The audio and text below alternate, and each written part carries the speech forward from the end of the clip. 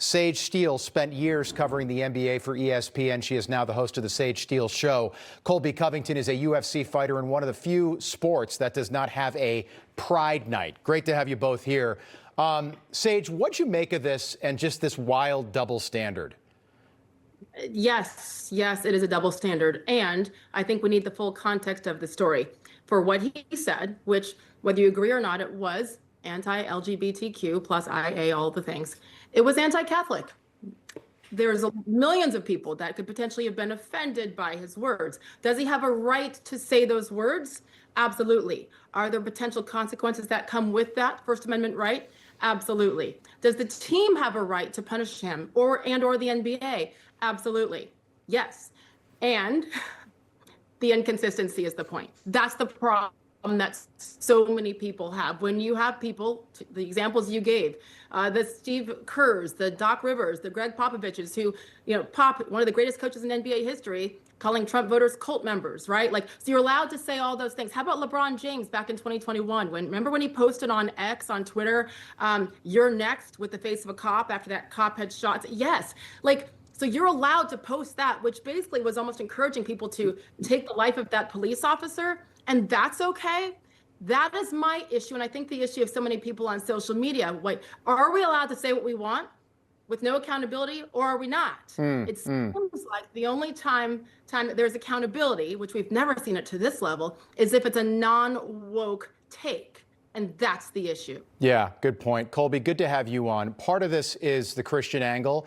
And we've seen a lot of athletes posting Bible verses supporting Ivy, but let's be honest. Part of it is the pride angle.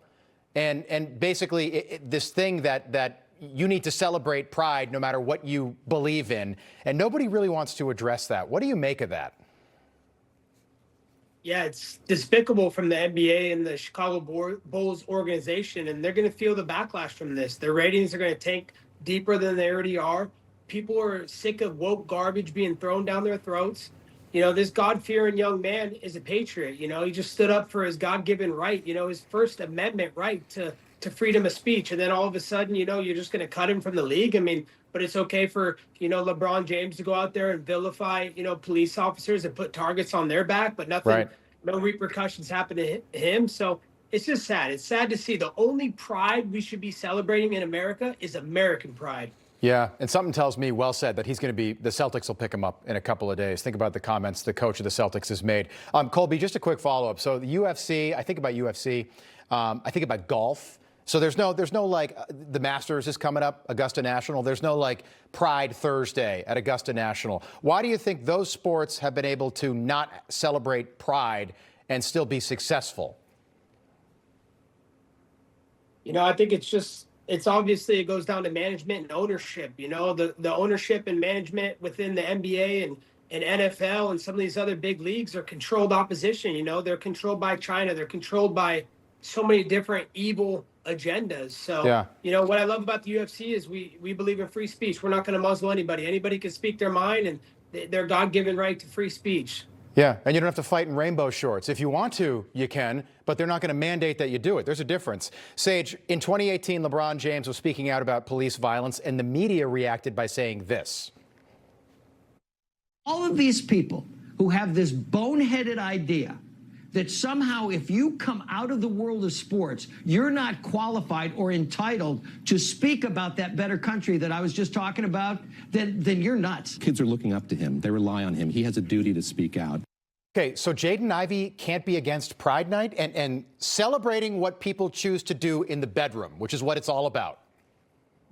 Exactly. Again, the hypocrisy, and I believe that is the reason why NBA ratings have tanked really since 2019, 2020, that summer of love and everybody, had to kneel down with a black square in their feet or else. But remember Jonathan Isaac, the Orlando Magic player who refused to kneel, and he is very open about his Christianity, and he was crushed for not kneeling. Then the next night he blew out his knee, an ACL tear, and everybody cheered because of him standing up for his values in Christianity. The only way as consumers, if we don't like this, is to what? Is to stop watching, stop buying tickets, stop buying jerseys. And that is exactly what has happened over the last 6 years. It's not an accident. It's not just, just a random thing that the NBA's ratings have tanked when you look at those other sports you mentioned, Rob, who's actually, they're doing better and better because they're keeping the politics out of sports. And if you want to be an athlete, talk about it, fine. Just be educated. And so many times these athletes that we're talking about, the LeBron James, they're not educated. The facts are actually not right. Such a good point. I'll just add, by the way, we're out of time, but so Egypt and Iran are supposed to play in a World Cup Pride match in June. Those are both Muslim countries. I'm serious. Being gay in Iran is punishable by death. So I don't even know what the World Cup committee is thinking, but it's like peak insanity. So we're going to force two other countries to come to America, two Muslim countries, Egypt and Iran, and celebrate Pride in the city of Seattle, which is just, it's not going anywhere. Donald Trump might be president, but it's not going away. Colby, Covington, Sage Steele, great to have you both on tonight. We appreciate it. We'll do it again. Thank you. Information. Truth is freedom. Is Newsmax. It's real news for real people.